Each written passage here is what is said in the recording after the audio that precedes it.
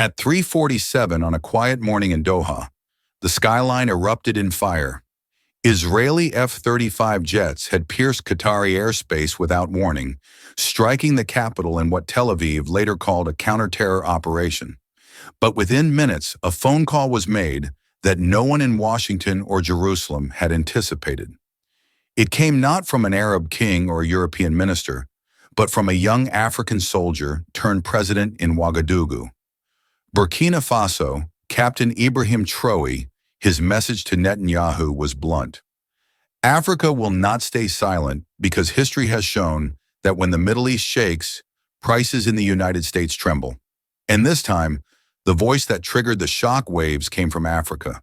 What if one phone call from a landlocked country most Americans can't find on a map ended up pushing gas prices higher in Houston, groceries up in Kansas City, and retirement funds down in Florida? Robert, a 67-year-old retired oil worker in Texas, doesn't follow African politics, but he does watch the price at the pump. Just days after that night, he noticed it jumped again. For him, the Middle East isn't some far-off battlefield.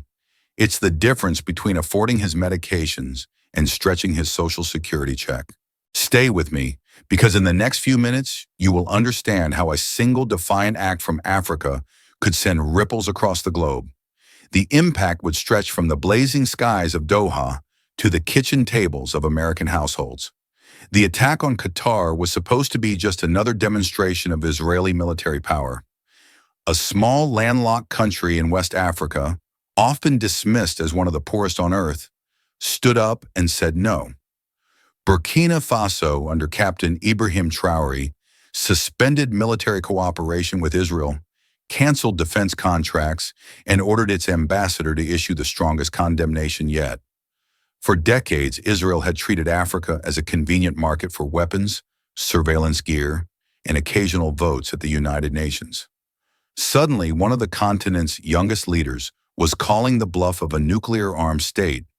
The contrast could not have been sharper. Israel, a nation with billions in defense budgets, nuclear weapons, and the unwavering shield of American protection, facing off against a country where many villages still lack clean water and electricity. In that imbalance lay the power of the story, because when the weak defy the strong, the world pays attention, and when the strong lash out at the weak, they risk losing moral ground. Within 6 hours of Traoré's announcement, panic set in. The Israeli ambassador in Ouagadougou sought an urgent meeting within 12 hours. Netanyahu's staff was on the phone with the African Union. By day's end, defense companies in Tel Aviv were re-evaluating billions in possible losses. In the streets of Burkina Faso, crowds gathered in Revolution Square, waving national flags and chanting slogans of sovereignty. Young men painted their faces with the red, green, and gold of the Burkina Faso flag. Women carried banners with one phrase in bold letters: Africa bows to no one. For them, the strike on Doha was not just an attack on Qatar. It was a reminder of centuries of disregard for smaller nations, of being treated as pawns in someone else's power game. Traoré's defiance lit a fire they had been waiting to see for generations. And yet, thousands of miles away, the ripples reached unexpected shores. In Kansas, John, a 63-year-old farmer, turned on the morning news while sipping his coffee. The ticker at the bottom of the screen told him crude oil prices had jumped overnight. By that evening, the price of diesel fuel, which he depends on for his tractors, had risen by nearly 7%. He was unaware of who Captain Traoré was. However, he understood one thing. What happens in Africa and the Middle East does not stay there. It comes home quietly but painfully in the form of higher costs and thinner margins. For John, the story wasn't about distant leaders or diplomatic games. It was about whether he could afford to harvest his crops this season. This is the paradox that Netanyahu failed to calculate in striking Qatar. He triggered not only condemnation from Arab capitals, but also the unexpected resistance of Africa. And that resistance in turn created ripple effects that touched wallets in America. Every canceled contract, every embargo on Israeli defense companies, Every suspension of cooperation with African nations made investors nervous. Nervous investors influenced the markets. And as the markets shifted, ordinary people like John in Kansas or Robert in Texas felt the impact in their daily finances. The image of Traoré standing in his camouflage uniform, calling Israel to account, spread across African media like wildfire on social platforms. Young Africans shared clips of his speech, comparing him to past revolutionaries like Thomas Sankara to many. This was history repeating, but with a new twist. This time the African leader was not isolated in his defiance.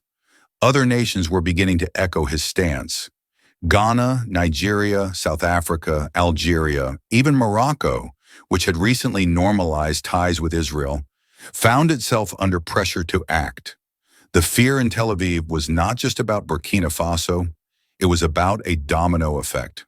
The stakes escalated with each passing hour.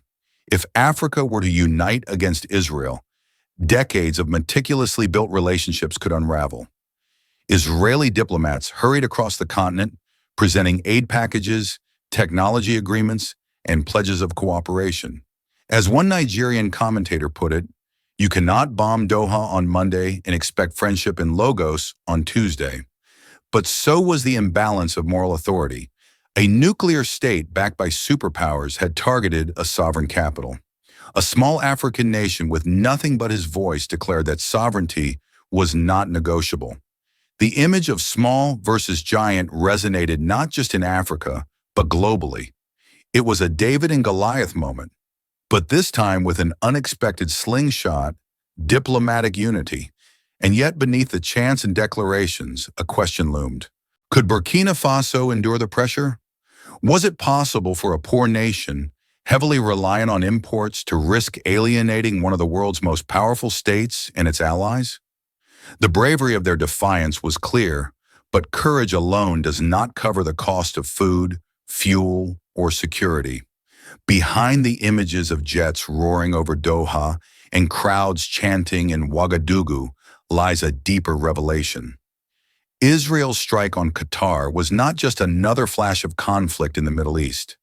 It exposed something bigger, the way powerful nations disguise aggression as security, and the way smaller nations are expected to stay silent even when sovereignty is shredded in plain sight. Israel claimed counterterrorism. Netanyahu's office used the phrase preemptive defense, but these words polished for press conferences and diplomatic cables were only familiar masks. Africa has seen them before. They were the same words used to justify military interventions in Libya. The same language was used by Western powers when they entered Iraq. The same justifications were provided when the leaders of Congo were deposed. And when Thomas Sankara of Burkina Faso was silenced, the language was always of stability, but the reality was always violence. Qatar is no occupied territory, no militia stronghold. It is a sovereign nation with embassies, international agreements, and partnerships that reach across continents. To strike its capital without warning was to declare that sovereignty could be set aside whenever it was inconvenient. And if Qatar could be targeted today, why not Nigeria tomorrow? Why not Kenya next week? Why not even Burkina Faso itself? That was the question burning behind Traore's words. There is a moral lens to this story that cannot be ignored. Why is it that small nations must respect the sovereignty of the powerful, but powerful nations feel no obligation to respect the sovereignty of the small? Why is silence expected from those who are suffering, while justifications flow endlessly from those who act? To remain silent, Traoré contended, would be to acknowledge complicity, and complicity in such a violation was not an option. For ordinary Burkina citizens, the revelation was personal. In his televised speech, Traoré said, "When I saw smoke rise over Doham, I saw Ouagadougou go." To them, this was not metaphor. They remembered French warplanes circling their skies during so-called counter-terror operations. They remembered foreign troops patrolling their streets while villages burned from insurgent attacks that never seemed to stop. They remembered promises of stability that delivered only dependency. The strike on Qatar was in their eyes just another chapter in the long story of powerful nations writing rules for everyone else. Qatar, however, had done something different. Unlike Israel and many Western allies, it had made investments in Africa without attaching restrictive conditions. Qatari sovereign funds constructed hospitals in Burkina Faso. Qatari companies funded the development of roads and schools in the Sahel. When Traore defended Carter, he was not defending an abstract principle. He was defending a partner that had treated Africa as an equal, not as a client. For many Africans, that distinction was the moral heart of the story. Israel had brought weapons and surveillance. Qatar had brought infrastructure and respect. When one was attacked, the choice of whom to defend was clear. But this moral line did not stop in Africa. In Washington, officials pressed African leaders to moderate their response. Burkina Faso's actions destabilized regional security. One American diplomat cautioned, but the deeper destabilization, Traoré countered, resulted from Israel's missiles, not from Africa's words. The double standard was once again laid bare. The breach of sovereignty was ignored, while the response to the breach was criticized. During the 1970s oil crisis, Middle Eastern states imposed embargoes that sent gas prices skyrocketing in the United States. Ordinary families lined up at pumps, rationed fuel, and worried about retirement savings eroding. Those memories are not distant. They remind us how global decisions made in distant capitals can crash into the daily lives of retirees in Florida, farmers in Iowa, or veterans in Ohio. Today, the pattern repeats. A strike in Qatar, a defiance from Burkina Faso, and suddenly oil markets are volatile, investments uncertain, and the fragile budgets of American seniors stretched even thinner. Through this lens, the story is not just about Africa versus Israel. It is about justice versus impunity. It concerns whether sovereignty is a universal right or a privilege reserved for the powerful. It is about whether the world will accept that small nations can be attacked without consequences, or if there remains a moral line that cannot be crossed. History tells us what usually happens. Patrice Lumumba demanded sovereignty for Congo and was killed within 67 days. Thomas Sankara, who sought independence for Burkina Faso, was assassinated after 4 years. Muammar Gaddafi, who dreamed of a gold-backed African currency, was destroyed in a NATO war. Each case ended the same. Those who resisted the order of the powerful were eliminated. This bloody pattern is the backdrop against which Traoré now speaks. To condemn Israel is to risk isolation, retaliation, or worse. Yet remaining silent would mean betraying the very principle of sovereignty that Africa has fought for since the colonial era. And that is why the moral question is more profound than politics. If silence equates to complicity, what does courage require? It was no longer even about Israel. It was about whether the 21st century will continue the bloody pattern of the past, or whether for the first time the weak will stand and the world will listen. The revelation of hypocrisy set the stage for the larger question. What happens next for Israel? The strike on Qatar was supposed to demonstrate strength. Instead, it opened two starkly different futures. In one scenario, Africa's defiance grows into unity. 15 nations already spoke out within 48 hours. If that unity hardens, Africa could become the new diplomatic shield for sovereign nations under threat. With 54 countries, which represent 1.4 billion people and immense mineral resources, could use their voting power at the United Nations in an unprecedented way. Consider a world in which no superpower can pass resolutions without Africa's approval. A world where deals for oil and gas, mineral contracts, and international loans all necessitate African consent. But there is another scenario. The United States and Europe still hold levers of influence, aid, trade, and military support. If Washington chooses to punish Burkina Faso and its allies, sanctions could ripple across already fragile economies. Inflation could climb, food imports could collapse, and ordinary African families could pay the price for their leader courage. History shows this pattern well. Nations that defy the order of the powerful often face crushing retaliation. And here is where America itself cannot escape the consequences. Rising sanctions battles, volatile oil markets, and disrupted trade routes will not stop at Africa's borders. They will affect global prices. For Robert in Texas, this could translate to higher gasoline bills. For John in Kansas, it might mean increased costs for fertilizer and diesel. For retirees in Florida, it could result in diminishing pension funds as markets become unstable. A stronger united Africa changing the balance of world diplomacy, or a wave of retaliation that plunges Africa into deeper crisis while raising costs for everyone else. And just when Washington thought it could control the narrative, something unexpected began to unfold. What happened next was nothing short of a shock to the global system. Israel, a nation accustomed to diplomatic protection, suddenly found itself facing a wall of resistance it had never imagined. The first blow came from South Africa. Within days, Pretoria announced the suspension of diplomatic relations with Tel Aviv, an act that carried both symbolism and weight. South Africa, a country that had lived through apartheid, understood what it meant to challenge powerful states on moral grounds. Its decision conveyed a distinct message. Sovereignty is sacred, and Israel had overstepped a boundary.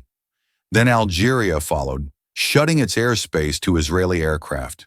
For a nation whose skies cover a vast area of North Africa, this was more than a mere inconvenience. It was a strategic chokehold.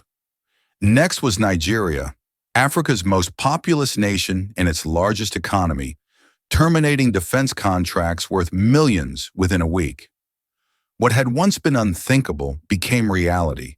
Israel was being isolated by the very continent it had long taken for granted. In Ouagadougou, Traoré became a symbol of defiance. Images of him standing in military fatigues, raising his fist appeared on posters across African capitals. Crowds in Accra logos, and Johannesburg chanted the same phrase, "Africa bows to no one." It was more than a slogan. It was a statement of independence, the revival of a movement that many believed had perished with the assassinations of Lumumba and Sankara. For the first time in decades, Africa was united in its voice, and the world could not ignore it. The shock extended beyond Africa and Washington. Lawmakers scrambled to assess the fallout. How had a small country like Burkina Faso triggered such a diplomatic avalanche? Defense analysts warned that if African nations began to pull away from Israeli partnerships, American influence in the region could weaken too. And with Russia and China waiting in the wings, ready to offer their own deals, the geopolitical stakes grew even higher. The twist was that this was not just about Israel's strike on Qatar anymore. It was about a global realignment. Arab nations, emboldened by Africa's unity, strengthened their own condemnations. Turkey commended African leadership. Iran stated that Africa had demonstrated the true meaning of sovereignty to the world. Even leaders in Latin America echoed the African sentiment. For Israel, the consequences were immediate and brutal. Defense contractors lost contracts worth billions. Mining partnerships in Africa, critical for access to strategic minerals like cobalt and uranium, were suddenly at risk.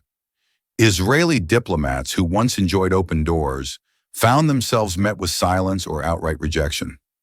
In one case, Israel's defense minister flew personally to 3 African capitals only to be denied meetings by presidents, foreign ministers, and even airport officials. The humiliation was total, but the deeper shock was psychological. Israel had long assumed that Africa was a junior partner, a market to be courted when convenient and ignored when not. That illusion was shattered in a single night. Leaked reports from Tel Aviv showed Netanyahu questioning his advisors. How did we fail to see Africa's reaction coming? The answer was straightforward.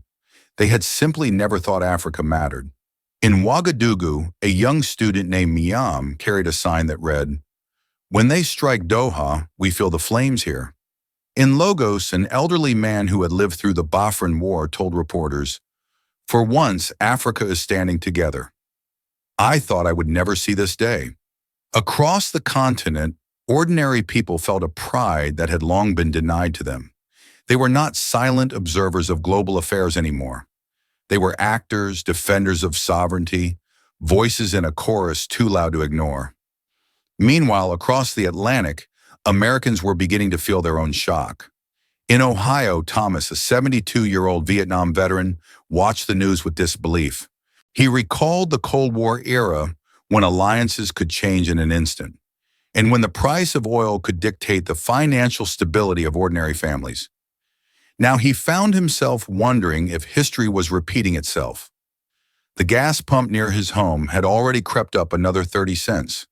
His fixed income left little room for surprises, and he asked himself the same question millions of Americans quietly fear. What does this mean for me? It was in the realization that when small nations defy giants, the tremors travel everywhere. And those tremors shake both the powerful and the powerless. Symbolism played a critical role. Posters of Traoré were carried next to images of Sankara, Limba, and Gaddafi. It all started with a whisper from Brussels, a leak so small it could have been dismissed, but the words inside carry the weight of an economic bombshell. Behind closed doors, Donald Trump, standing before NATO allies, delivered a chilling demand. Raise tariffs on Africa, make them bend or watch them starve. The target was clear: Africa's raw lifeblood. Oil and gold, two resources without which Western economies would stumble overnight. Trump feared that if BRICS locked these resources, Washington's grip on the global order would shatter. For Africa, the message was brutal: either surrender sovereignty or face economic suffocation. But in Ouagadougou, the reaction was very different. Captain Ibrahim Traoré didn't tremble. He identified it for what it was: economic hostility presented as diplomacy. Instead of remaining quiet, he readied a response. What unfolded next would rattle Africa, NATO, and the entire world. The leak was never random. It came from inside the very room where the decision was made. During a closed-door meeting in Brussels, Washington pressed its allies hard, raised tariffs on Africa, cut them off until they returned to dependence. The message was blunt and the targets were clear. Africa's oil and gold, the lifeblood of entire economies, the twin resources without which Western industries would stumble overnight. Most European leaders stayed silent, but not all. Among them sat one who couldn't bury his conscience. He understood the implications of such an action. It was economic warfare presented as diplomacy. A fresh round of hardship would be inflicted upon millions. Yet speaking out publicly would have been political suicide. So a different choice was made. Late that night, a single page from the classified memo slipped quietly into the hands of an anonymous European journalist. Not through official channels, not for power, but as an act of quiet resistance. The journalist's report was short but explosive. Washington had pushed Europe to secretly prepare tariffs designed to choke Africa's oil and gold exports, forcing the continent to kneel in Ouagadougou. Ibrahim Traoré didn't see it as rumor. He saw it for what it was: a declaration of war on Africa's dignity. The news spread rapidly. Within hours, rumors of the leaked document were circulating through African capitals. Local news outlets ran headlines like, "Europe targets Africa's oil and gold." On social media, young voices asked the same question: how long will we let them dictate our future? In Ouagadougou, Ibrahim Traoré wasted no time. He summoned his advisors before dawn. The mood was tense but steady. "This isn't about tariffs," he said, his voice cutting through the silence. "This is about control. They want our oil, our gold, and our sovereignty. If we bow today, we'll be slaves tomorrow." By mid-morning, emergency calls went out across the Sahel, Mali, Guinea, and beyond. Traoré called for a meeting not of diplomats, but of leaders who grasped the gravity of the situation. Within a few days, a private summit was in progress. It was held not in Paris or Geneva, but in the center of West Africa. Behind heavy doors, the air was thick with defiance. Each leader spoke of the same pattern: gold siphoned out through shadow contracts, oil fields dominated by foreign firms, revenues disappearing overseas, while villages remained in poverty. For the first time in decades, the conversation shifted. It was no longer about begging for aid. It was about standing together. And Traoré set the tone. "If they dare impose tariffs, then we will dare something greater. We will shut down the flow of oil and gold to their markets, and we will find new partners who respect us. The room fell silent. Then one by one, leaders nodded. The decision was risky, dangerous even. But in that moment, Africa's divided voices started to unite into a single, firm response. News of the summit's decision leaked quickly, not through official communiques, but through the voices of ordinary people. Radio stations carried fragments of speeches, and soon the streets of Ouagadougou, Bamako, and Niamey were alive with chants. If they want our oil and gold, they'll have to take our dignity too. Markets buzzed with tension. Merchants whispered about the possibility of higher prices, about shortages that might come if Europe really raised tariffs. Farmers in dusty villages asked whether their harvest would still find buyers. Mothers worried about school fees, about medicine, about the thin line between survival and hunger. But another feeling, pride, burned beneath the anxiety. For decades, Africans had seen their oil extracted and their gold taken away. All the while, they were instructed to be thankful for loans and assistance. Now, for the first time, their leaders were daring to say no.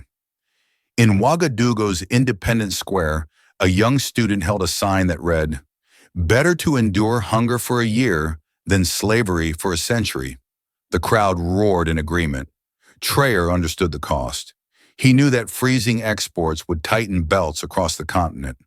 Yet when he appeared on national television, his words resonated deeper than any promise of comfort. We may suffer in the short term, but suffering with dignity is better than living forever on our knees. And in that moment, something remarkable happened. People who once felt powerless started to view themselves as participants in a larger cause. The whisper transformed into a unified chant. "Stand firm, we support you." The shock inside Europe was immediate and undeniable. Markets that had long considered African resources as background noise suddenly realized they were staring into an abyss. In Frankfurt, traders watched gold prices climb like a rocket, their screens flashing red with each uptick. In Paris, energy planners quietly admitted that more than half of the uranium powering France's nuclear grid came from Niger, a lifeline now under question. And in Milan, executives from Europe's electric car industry gathered in a panic without cobalt and lithium from the Congo. Their factories would stall, their green revolution collapsing before it could even take root. But the most dangerous pressure point of all was oil and gold. African oil drawn from wells in the Sahel and shipped through the Gulf of Guinea kept Mediterranean refineries alive. African gold, with much of it passing through Burkina Faso and Mali, supported the financial stability of entire banking systems. These two resources were not optional, they were essential. And now Traoré had placed his hand firmly on the valve. In Brussels, ministers scrambled into late-night meetings. For years, they had spoken in public about partnership, about aid, about shared growth.